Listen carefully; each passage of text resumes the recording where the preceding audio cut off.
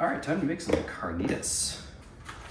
And for those that don't know what carnitas are, it's a citrusy pork dish. So what we're gonna start here with is, in a pressure cooker, we're gonna add 2 pounds of cubed pork shoulder. Get that right in there.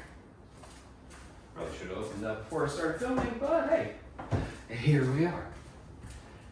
Next, you're gonna do the zest and juice from 1 orange. Not my best representation, I'm sure it is not. Put it away.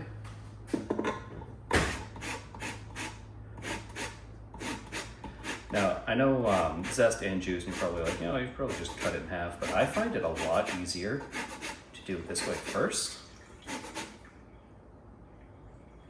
Just heard something strange. Have it whole and then cut it in half to get the juice out.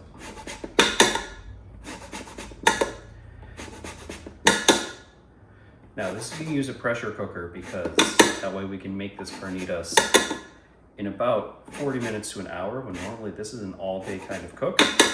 So if you were gonna do this, if you don't have a pressure cooker, if you don't have anything like that, what you can do is you can cook this on the stove, almost like you would like a birria or something like that, and then you can just, facing the camera when I'm talking about, you can cook it on the stove and it'll just be a very long time. So just gonna get this in there. Okay.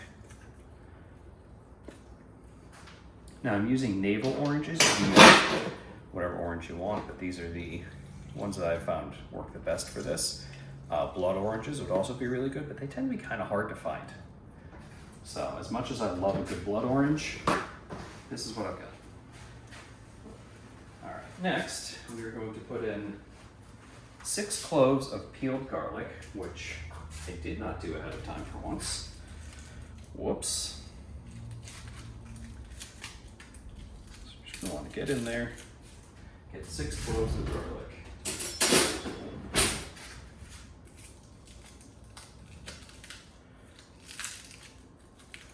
That's a little trick if you ever have trouble getting into a garlic bowl. Take a butter knife, shove it in between the cloves, and you should be able to peel them right out like that. These ones are kind of small, so I might do 7.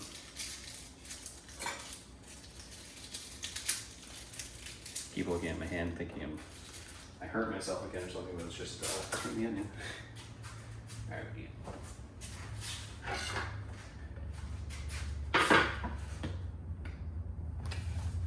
cutting board and a knife. Get this garlic ready to go.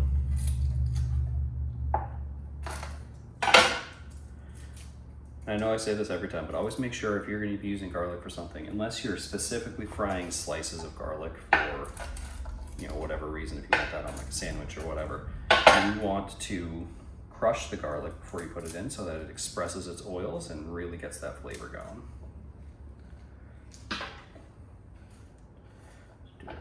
These 2, just throw them in whole like that. We're crushing them, but we're not going to bother chopping them because this is all going to get mixed up together in the electric mixer later. So you just have to make sure that you get your garlic in there. Now this is also something that could quite possibly work if you did it in a slow cooker as well, instead of in a pressure cooker. But again, you're going to be doing that for like 8 to 12 hours, so that would be a set it in the morning before you go to work and then you have dinner when you come home kind of situation.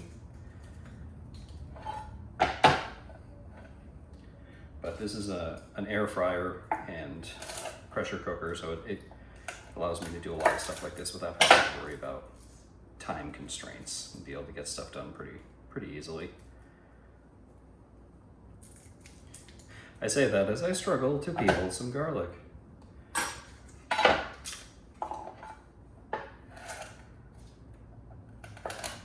Obviously, if anybody has any questions about recipes or about recommendations, please let me know. Leave a comment, send me a DM, find me on all the socials. I'm everywhere. If there's like, I say it all the time, if there's a recipe you really want me to try, or a recipe that you feel like you like but need something and you want some, another opinion on what it might need, what you might need to add or take away to make it taste a little bit better, let me know, because I'm always willing to help in such situations. All right, garlic. So now this part's a little weird. You're gonna take half of a red onion and you're gonna stick it on top. And it's basically gonna stay in there as a moisture and something to help generate more moisture. Measuring spoons. Take some out of the dishwasher. All right. Next, we're gonna do a teaspoon of garlic salt. 1 teaspoon. It's new, so it's kind of hard to get in there.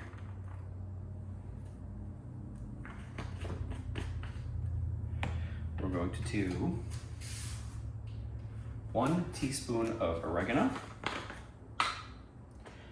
If you're using fresh oregano, 1, I'm jealous. 2, you'd want to use like 20 leaves of fresh oregano. That's going to be about the equivalency. Next, we are going to throw in 1.5 teaspoons of chili powder. But because we're doing pork shoulder, which can be a little bit on the fatty side, you can add a little bit of extra spice and be good. So what we're going to do is we're going to do 1 teaspoon of this chili powder, and we're going to do 1/2 teaspoon of a hot Mexican style chili powder, because I find that really amps up the flavor on this and gives it a little bit more bite.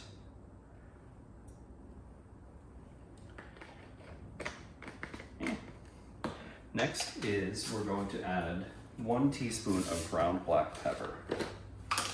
Now normally you see me with like a pepper mill, but for something like this, we're just going to go the straight black pepper. And we're also going to add some cumin and some some cumin and paprika. Get that in there. The reason I don't have amounts is because the original recipe I used for this doesn't have these in it at all. All right, next we're going to add 1/2 cup of chicken stock.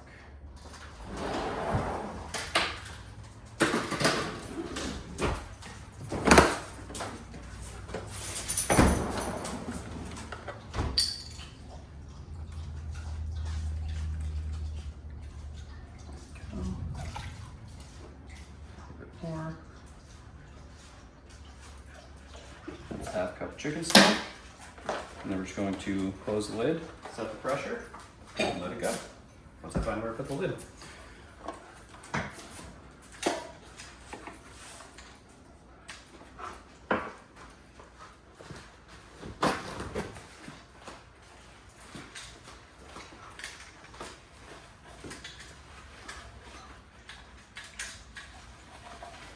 Something stuck to it there.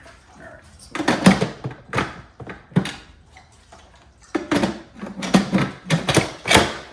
Close your pressure cooker. Seal. Turn it on. You can do high for like 20 minutes, and it's going to take a while to build up the pressure. So it's 20 minutes of cook time, but it could take a while to cook. I'm just going to let that sit, build up pressure, and cook, and we'll come back when it's ready. All right, so now that our pressure cooker is done, we're just letting the last bit of pressure out. Then we're gonna shred the meat. Now I use a stand mixer because I'm lazy, but you can do it with silicone tongs or any, if you have little meat shredders, whatever you have. Like I said, you can do it with a stand mixer like I do. It's just so much easier and quicker. God damn it. The valve just fell into the meat.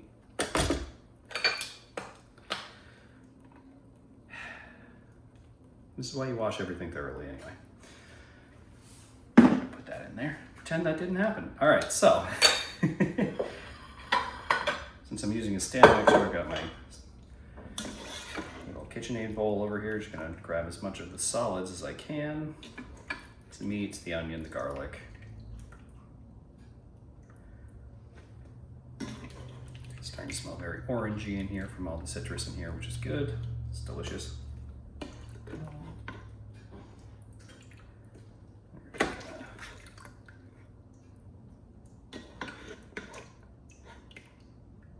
Now you'll notice there's a lot of color to that, effectively broth left.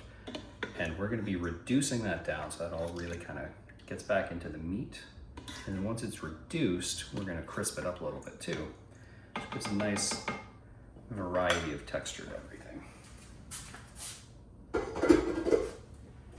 Little splash jar going. Just let that go and shred that up.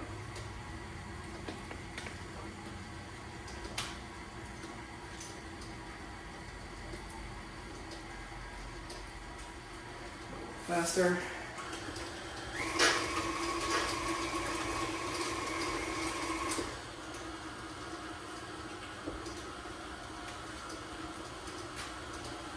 Sometimes it can take a little bit even doing it this way, but it's still quicker and easier.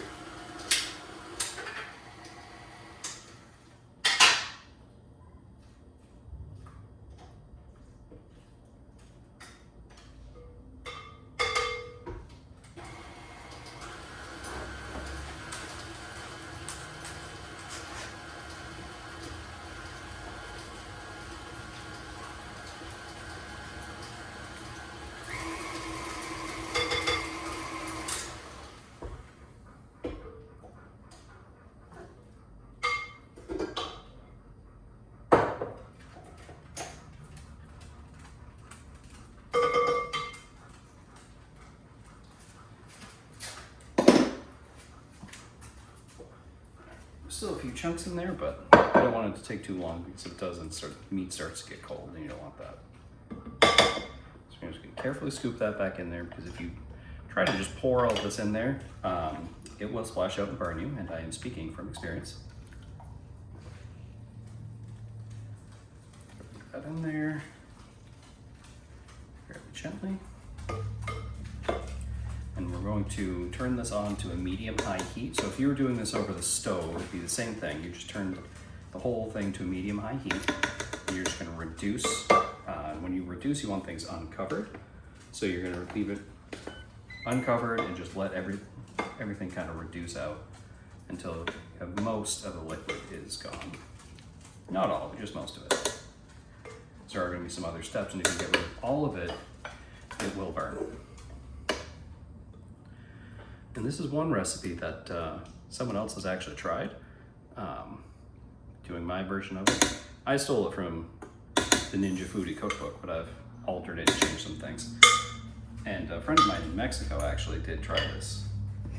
And his response was to tell me that I have been adopted and I'm now Mexican. So it's pretty good. But yeah, we're just gonna let that go and reduce. And once that's reduced, there's one more step until this is good and able to be enjoyed. So instead of just sitting here and watching that, we'll be back in a few minutes. All right, we got most of the liquids reduced. So now, I turned this off, so I'm just stirring it so it doesn't keep bubbling on. We're gonna add 2 tablespoons of agave syrup, stir that in, and then we're gonna crisp this up. I promise, that's basically the last step. So it's a little bit more involved, but it's still pretty easy. Like I said, you can do this on the stove, you just have to do things a little bit, more manually. You can also do this in a slow cooker, but when you're doing this step with reduction of the liquid, you want to probably have it uncovered on high for a little bit. Just stir that in there. Next, we're just going to broil it for 8 minutes. And that's just going to crisp up the meat and it'll be nice and tasty. All right, final step. Nice and crispy. Just going to top it with some cilantro. Stir that in. Like I said, I'm using this for fajitas tonight, but this makes a great taco, rice bowl, anything. Goes good with just about everything. It's nice and citrusy. Being yelled at by my husky, story of my life. It's nice and citrusy and Has a little bit of bite to it, but if you need a little bit more spice, takes on spice as well for like hot sauce or whatever. And that is some carnitas. Hope you enjoy.